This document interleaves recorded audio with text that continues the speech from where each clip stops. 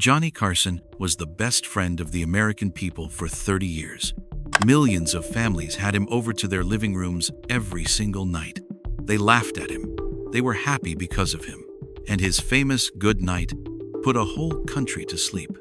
But this about the man everyone thought they knew will shock you. Johnny Carson was one of the loneliest people in America after the cameras stopped rolling and the famous curtain closed. His last 13 years were spent as a ghost in his own life. He was the king of late night, the man who could make anyone laugh, and the man whose single move started careers. You're about to learn how the most adored TV star died almost entirely by himself. How the death of his own son broke him in ways that no one else saw. Because he couldn't let go of his grudges, his best friends were cut off from him forever. The heartbreaking truth about what really happened in those last years of silence. Do not think this is the story about Johnny Carson that you know. This is the story of how his fame turned into a jail, and how the walls that were supposed to keep him safe turned into bars that held him down until the end. Carson wasn't born to be the funniest person in the world. He was formed by being alone, being turned down, and having a very cold childhood that would stay with him forever. John William Carson, a shy boy who loved reading, learned his first and most important lesson in the small town of Norfolk, Nebraska. Do not let anyone see who you really are. Ruth Carson, his mother, had a look that could stop everyone in the room. She was harsh, critical, and emotionally detached, and she thought of love as a luxury she couldn't afford to give. Johnny never felt like he could win her approval, even when he did well in school, put on great magic shows, or was a very good kid. After many years, when Ruth died, Johnny did something that shocked everyone who knew him. He didn't show up to her mass. Instead, he told his lawyer something that showed how badly that wound from childhood hurt him. He said that she was a bad witch. But this is what made the man who became America's favorite host who he is today. Johnny learned how to do magic when he was young. At first glance, it looks like nothing bad is going on. A kid who feels alone finds a hobby. But there is something more to this story that makes sense of what happened after. Johnny really wanted something, and magic gave it to him. Being able to connect with others without letting your guard down mentally. He could put on a show, make people laugh, and gain acceptance while hiding behind illusions and tricks. The real Johnny was kept out of harm's way. Homer, his dad, wasn't mean like Ruth. He might as well not have been there, though. As the manager of a power company, he was there physically but not mentally. Johnny learned early on that he couldn't count on the people in his life to make him feel safe or connected. The boy did what people who are still alive do. He changed. He put up walls. He learned how to charm people from afar, make them laugh without letting them in, and entertain them without giving anything away. Johnny, who was 18 years old at the time, joined the Navy during World War II. If you join the military, you might think that it will break down those walls and help you connect with other soldiers. What it did was make them higher. Johnny kept his shipmates entertained with magic and comedy, but he didn't get close to anyone. It was set in stone. The performance was safe. It was risky to meet in real life. Johnny Carson learned a skill that would make him famous but ruin his personal life by the time he went back to Nebraska for college to study in radio and speech. How to be charming while staying out of sight at all times. You haven't heard anything yet, because the Nebraska boy who was lonely was about to become the most powerful guy on TV, and that power would cost him everything that was important. In 1962, when she was only 36 years old, Johnny Carson walked out on the Tonight Show stage and took the throne, which he would hold for 30 years. But this is what no one got at the time. He wasn't just going to be a TV host. He was hiding behind the most famous mask in the history of show business. Johnny Carson wasn't just smart or funny. He was also very good at timing things. He was able to make 20 million people think they were his best friends, while not letting any of them know who he really was. Take a moment to think about this. Johnny never met his guests before they went through that famous screen. It was his rule. What is the official cause? He wanted every response caught on camera to be real. The real reason, though, was much worse. He lived his whole life that way. Johnny kept that wall up even when he worked with the same people every day. People who worked for him for decades would later say something that should really chill you to the bone. They didn't know him well. He was polite, professional, and even kind sometimes, but there was always that space between them that no one could cross. Ed McMahon, who sat next to Johnny for 30 years, once said that Johnny got along well with most people but not so well with close friends and family. Here's where it gets really interesting and sad though. It was the same emotional distance that made him terrible at relationships that made him great on TV. He was always looking at people from the outside so he could read a crowd. It was easy for him to time a joke because he was always acting and never just being. It was amazing how much power he gathered. NBC made more than $55 million a year from his show when he was at his best. These days, that's more than $200 million. He owned The Tonight Show, not just hosted it. Carson Productions had complete power over the most important hour of TV with a single move. If Johnny called a comic over to the couch after their show, it could be the start of the rest of their career. David Letterman, Jay Leno, Jerry Seinfeld, and Joan Rivers all got their start on his stage and went on to be big stars. But here's what's really sad. It seemed like the more successful he got, the more alone he felt. Fame should have made up for his cold Nebraska youth. Instead, it made the hole bigger and darker. A fellow talk show host named Dick Cavett, who knew Johnny personally, once talked about seeing Carson at social events. He said that Johnny was really trying hard to be nice to fans, but he was really just trying to avoid talking to real people. There was more weight on the mask every day. Behind it all, Johnny Carson was feeling very alone. He was stuck and couldn't get away, and couldn't let anyone else know. The real tragedy, though, was about to start. The mental walls that made him the king of late nights were about to destroy everything he should have cared about most. When Johnny Carson got married 4 times, the same sad things happened each time. There was passion at the start, mental distance in the middle, and a terrible fall at the end. But this about his love life will shock you. He wasn't unable to love. It's because he was afraid of being loved again. This was his first marriage. He was married to Jody Wolcott for 15 years and had 3 boys with her. Friends could still see the cracks though. Johnny was already putting up the same emotional wall he had learned as a kid. He took care of his family financially, but he wasn't able to give them what they really needed: himself. Their marriage was tense and full of cheating and affairs. It became clear that Johnny was more committed to his job than to his wife. No one who knew them was surprised when they split up in 1963. It was strange how little it seemed to affect Johnny's feelings. He planned for his second marriage to Joanne Copeland to be different. She looked beautiful, classy, and a part of the Hollywood scene. It looked like a good match for a while, but the same ideas kept coming up. When things got too real or close, Johnny would mentally pull away. Later, Joanne said that living with Johnny was like being married to a ghost. He was there in person, but emotionally impossible to reach. When they broke up after 9 years of marriage, she said something that perfectly described the sadness of Johnny Carson. It wasn't clear to him how to show real love, but it wasn't until his third marriage that it became clear how badly he hurt his feelings. Joanna Holland used to be a model. She was pretty and patient. She tried to figure out Johnny Carson's heart for 10 years. She helped him with his work. She let him be alone. She did everything to get to the mask-wearing man.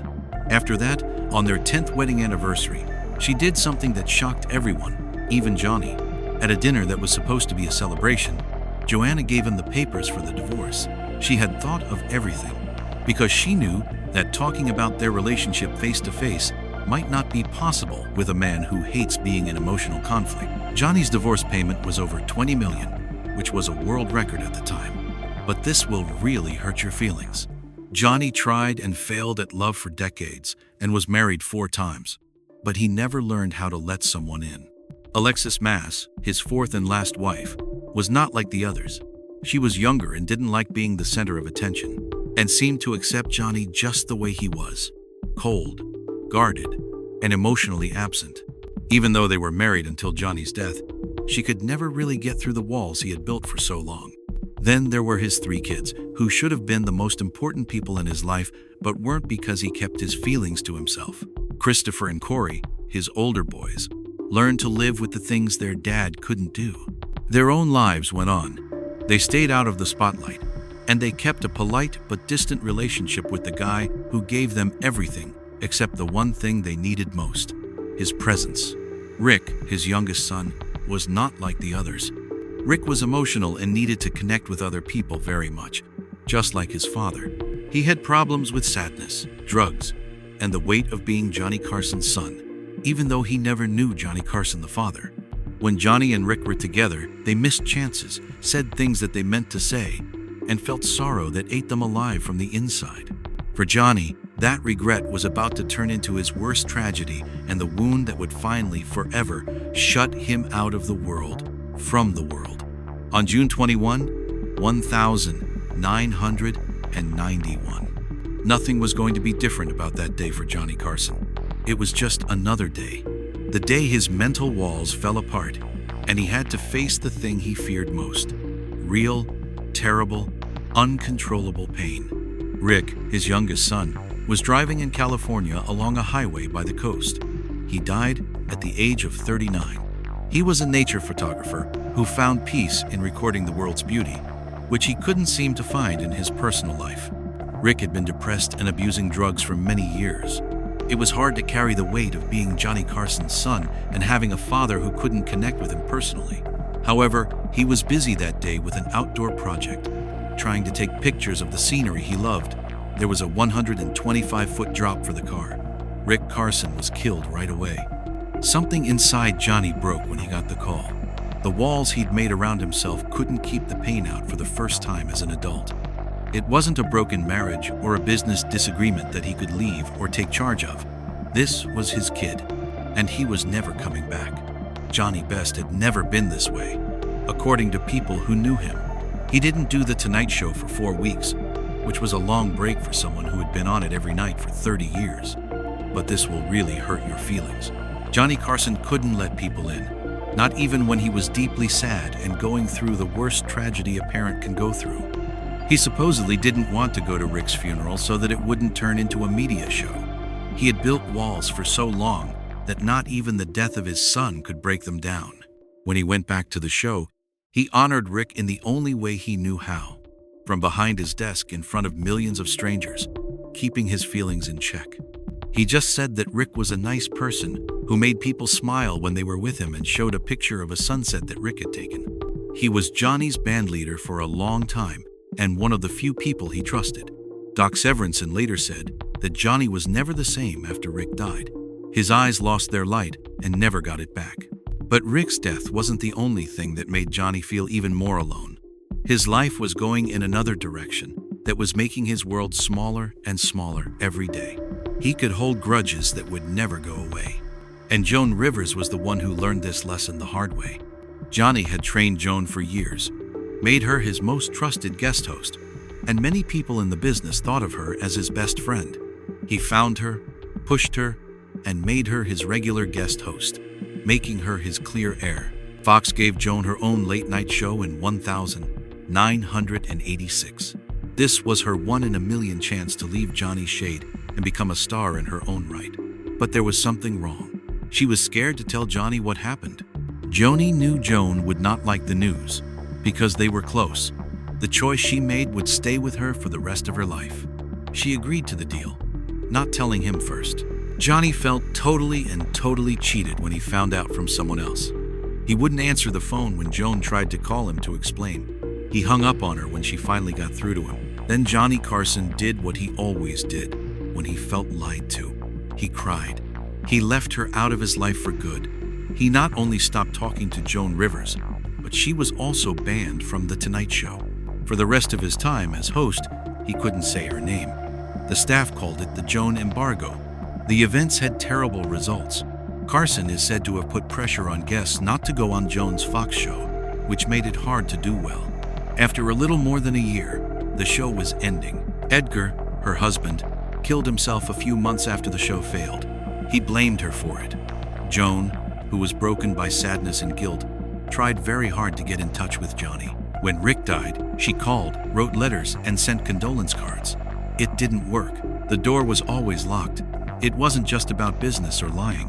What this showed was a lot darker about Johnny Carson. His need to be in charge of everything and his failure to forgive. If someone crossed him, they were no longer in his world. It was becoming clear what the trend was. Johnny's relationships always went in the same direction.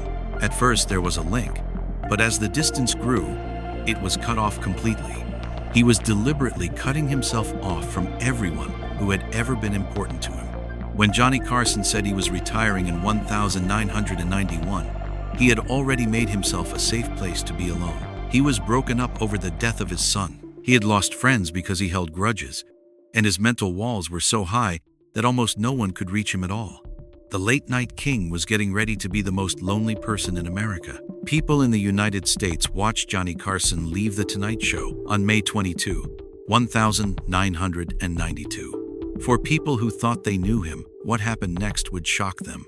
It was one of the most watched TV events of all time. Johnny Carson didn't just stop appearing on TV. He withdrew from all of society. Everyone thought that she would slowly go away, with maybe a few guest spots, hosting the Oscars, and a few primetime shows. They got nothing but silence instead. Johnny turned down every single request for an interview, a tribute, or a public performance. He seemed to have disappeared into thin air. He went to his huge house on a cliff in Malibu, which was a beautiful fortress with a view of the Pacific Ocean. Johnny Carson stopped being important to the millions of people who had watched him every night for 30 years. As time went on, his life became quiet and ordered, which showed how much he needed to be alone. He read, played the drums, and looked at the stars through his binoculars for hours on end. He often played tennis and went on long, solo trips on his boat. Johnny's choice to be alone was also a form of jail. He had been Johnny Carson all his adult life, which was a public persona that took a lot of control to keep up. After he retired, he didn't have to watch the show every night. So he was left alone with his thoughts, his apologies, and his ghosts. He still felt sad about Rick's death every day, but he didn't say it out loud. He never got over his grudges, like the one he had against Joan Rivers, so the wounds kept getting worse in the stillness. He had built his life up like a wall to keep the outside world out, but in his last years, he found himself trapped inside it. His body then started to show what was happening to his mind. Johnny smoked a lot, and had done so for most of his life. You could see this in the early years of The Tonight Show. Even though he quit in the 1970s, the damage was already done. He had a serious heart attack in March 1999 and had to have quadruple bypass surgery. It was a harsh reminder of his own death, but he managed it in his usual private way, giving the public almost no information. In September 2002, it was announced that he had been diagnosed with emphysema, a lung disease that gets worse over time and is very painful, that takes your breath away slowly. He agreed with the diagnosis but played down how bad it was, denying stories that he was dying. But the emphysema was getting worse. Johnny's world shrunk even more as the illness got worse. The man who used to be in charge on stage in front of millions of people was now stuck at home, having trouble breathing and no energy. His last talks were with a small group of people. It is said that he told his brother Dick in a whisper the truth about his health. Those smokes had killed him. John Carson passed away at Cedars-Sinai Medical Center in Los Angeles in the morning of January 23, 2005. As per the formal report, the person died of respiratory failure due to emphysema. He was 79 years old. His wife Alexis was with him when he died, but no one else knew about it. He had spent the last 13 years of his life living alone and was very lonely. Because he always wanted to be alone, there was no public tribute service. They burned his body and gave his dust to his family. The man who had been in the news for 30 years was buried without anyone knowing. The difference was shocking. 50 million people saw him leave TV, but only a few people saw him leave this world. When word got out that he had died, people from all over the world sent honors. President Bush put out a message. Jay Leno said that he was the best TV host ever. David Letterman may have given the most moving tribute when he said that everyone who came after Carson was just pretending to be him, and that no one else would ever do as well as he did. But maybe the most apt tribute was realizing what Johnny Carson's story is really about. He was great at making other people feel less alone, but he never learned how to feel less alone himself.